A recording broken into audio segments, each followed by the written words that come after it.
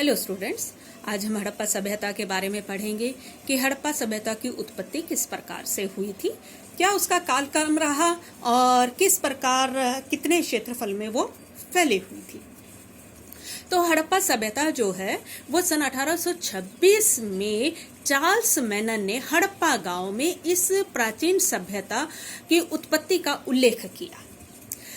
सन 1853 और 1856 ईस्वी में लॉर्ड कनिंघम ने जो था इस हड़प्पा नगर की यात्रा की और उन्होंने इस क्षेत्र में एक प्राचीन सभ्यता होने का दावा किया।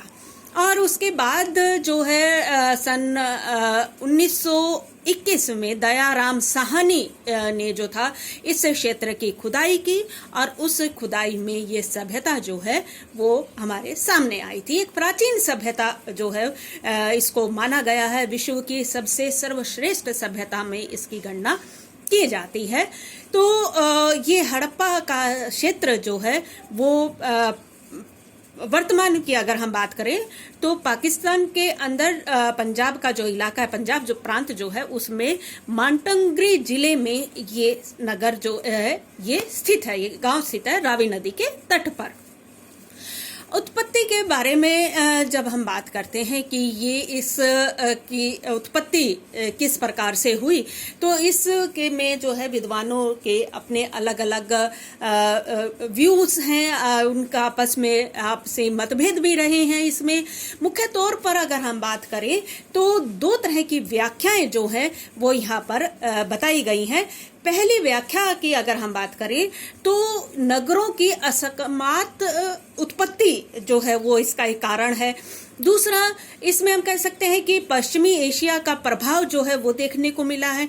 ये विचार जो है मॉन्टेगर विलर के विचार हैं और उन्होंने भारत में नगरीय संस्कृति यानी कि प्राचीन विश्व में अन्य क्षेत्रों की तुलना में ये संस्कृति जो है वो सबसे श्रेष्ठ बताई गई है। लेकिन उनका कहना है कि जो ये संस्कृति है, इस संस्कृति की उत्पत्ति, हड़प्पा संस्कृति की उत्पत्ति 3000 ईसा पूर्व की उत्पत्ति है और उसका आरंभिक काल जो है उससे माना गया है, यानी कि 3000 ईसा पूर्व ये संस्कृति जो थी वो अपने आरंभिक काल में थी। और ऐसे इस तरह से संस्कृति जो है ये इस संस्कृति के अंदर जो लोग आए या बसे या जो इस संस्कृति के अंदर लोग रह रहे थे ये लोग जो थे वो बाहर से आए थे। बाहर से मीन्स मेसोपोटामिया के लोग हो सकते हैं ये, या पश्चिमी एशिया के लोग हो सकते हैं। ये यहाँ पर आए, यहाँ के प्राकृतिक वातावरण जो था उनके अनुकूल था और ये लोग जो हैं वो सप्त सिंधु नदी के किनारे, सिंधु नदी के किनारे बसे और यहाँ पर इन्होंने अपना जो था स्थायी आवास बनाना शुरू कर दिया, कृषि करना शुरू कर दिया और इसके साथ साथ पशुपालन है, अन्य जो उद्योग थे वो लगने शुरू हो गए और ये संस्कृति जो है वो धीरे धीरे जो है अपने परिपक्वता जो थी वो संस्कृति ने प्राप्त कर ली थी। तो इस तरह से अगर हम बात करें कि इस संस्कृति के जो थे कालक्रम की अगर हम बात करते हैं तो इस संस्कृति का कालक्रम जो है विभिन्न विद्वानों ने अपने अलग अलग मत दे रखे हैं। जैसे कि उत्पत्ति में है ऐसे कालक्रम में भी सबके विद्वानों के अलग अलग मतभेद है, लेकिन फिर भी एक कंक्लूजन जो है वो निकल के आता है। तो वो कंक्लूजन जो है वो क्या है, तो इससे पहले हम विभिन्न जो विद्वान हैं उनके विचारों के बारे में पढ़ते हैं। तो इसमें जॉन मार्शल ने जो है इस सभ्यता की उत्पत्ति 4000 ईसा पूर्व से 2500 ईसा पूर्व तक बताई है। इसके साथ साथ इसमें के.एन. शास्त्री हैं जिन्होंने 3500 ईसा पूर्व से 2500 ईसा पूर्व का समय इसका माना है।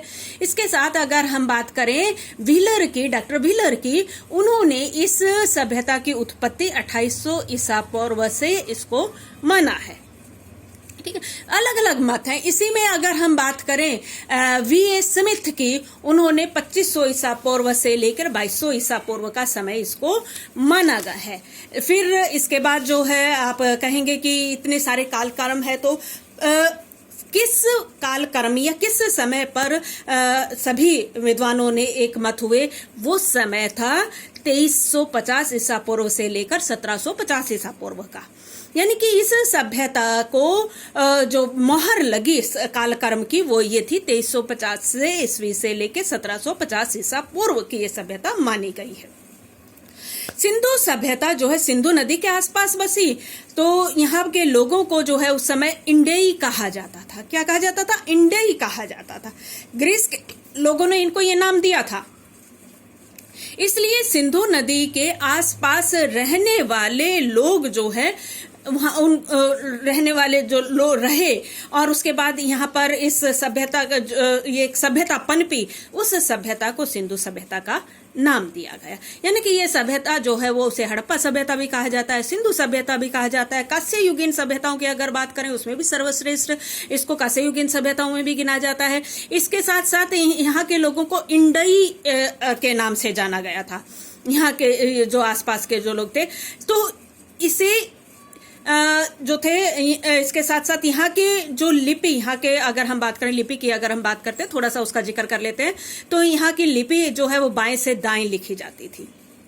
चित्रात्मक लिपि जो है इसको माना गया है कि यहाँ पर जो है ज्यादातर चित्रात्मक लिपि का प्रयोग किया है, लेकिन कुछ जगह जो है हमें ऐसे शब्द या ऐसे लिखावट मिली है जो कि बाएं से दाईं तरफ लिखी गई थी। ठीक है, तो इस तरह से ये सभ्यता जो है वो अपनी चरम सीमा चरम उस पर थी, विकास पर थी। यानी कि यहाँ पर लिपि का भी विकास था, व्यापार और वाणिज्य का भी विकास था। आप कह सकते हैं कि ये नगरीय योजना जो है इस सभ्यता की सबसे प्रमुख विशेषता रही है। इसके साथ साथ जल निकासी जो है इस सभ्यता की प्रमुख विशेषताओं के अंदर आता है। व्यापार वाणिज्य है, ठीक है, सब चीजें हैं। तो एक सबसे आप कह सकते हैं कि श्रेष्ठ सभ्यता, सब तरह से उपयुक्त सभ्यता इसको माना गया है। अगर इसके क्षेत्रफल की बात करें तो इसका काफी विशाल क्षेत्रफल में ये फैली हुई थी। इसके उत्तर से लेके दक्षिण तक और पूर्व से लेके पश्चिम तक की अगर हम बात करते हैं तो ये जो है सभ्यता त्रिभुजाकार में फैली हुई थी। त्रिभुजाकार क्षेत्रफल इसका नापा गया है। कैसे? दक्षिण इसकी हम बात करें, उत्तर की बात करें, कश्मीर में मांडा इसका सबसे उत्तरी छोर का इसका अंतिम वो शुरू, वहां पर मांडा का इलाका है। फिर नीचे आते हैं दक्षिण में मध्य प्रदेश के अंदर दैमाबाद जो है वो इसका पॉइंट है। ठीक है, उसके बाद अगर हम यूपी की बात करते हैं तो यूपी में आलमगीरपुर जो है वहां पर ये खत्म शुरू होती है और कहाँ तक फैली हुई है? पाकिस्तान के अंदर जो बलूचिस्तान का जो इलाका है, बलूचिस्तान में सुतका देन डोर का जो क्षेत्र है वहां पर ये सभ्यता फैली। अगर इसको हम पूरा करें, मार्क करें, तो ये सभ्यता जो है वो त्रिकोण में आती है। कैसे त्रिकोण में? कैसे आप कहेंगे कि ना चारों तरफ तो फैली हुई है, अब त्रिकोण कैसे हुआ? त्रिकोण इस तरह से हम इसको निकाल सकते हैं कि उत्तर से दक्षिण तक ये 1400 किलोमीटर का एरिया कवर करती है। आलमगीर यानी कि यूपी से लेकर बलूचिस्तान सुतका डेनगोर तक ये कितना कवर करती है? 1600 किलोमीटर का। कितना करती है? 1600 किलोमीटर का। फिर तटीय इलाका रह गया हमारा। ठीक है, तटीय इलाके को अगर हम कवर करते हैं तो ये तटीय इलाके को 1300 किलोमीटर कवर करती है। अब इसको अगर आप 8 से निकालते हैं तो ये त्रिभुजाकार ही आपको दिखाई देगी। तो ये सभ्यता जो है वो त्रिभुजाकार क्षेत्रफल में फैली हुई थी, काफी विस्तृत इलाका था। और इस तरह से आप देखते हैं कि हड़प्पा सभ्यता जो है वो विश्व की सबसे श्रेष्ठ सभ्यताओं में मानी जाती है। तो आज हमने इसके बारे में पढ़ा कि किस प्रकार से हड़प्पा सभ्यता की उत्पत्ति हुई थी, क्या इसका कालक्रम है, क्या इसका क्षेत्रफल है। नेक्स्ट टॉपिक में हम करेंगे कि हड़प्पा सभ्यता के प्रमुख केंद्र कौन कौन से थे। ठीक है, आज के लिए इतना ही। आई होप आप सबको अच्छे से समझ में आ गया होगा। नेक्स्ट टॉपिक में मिलते हैं हम हड़प्पा सभ्यता के प्रमुख केंद्रों को।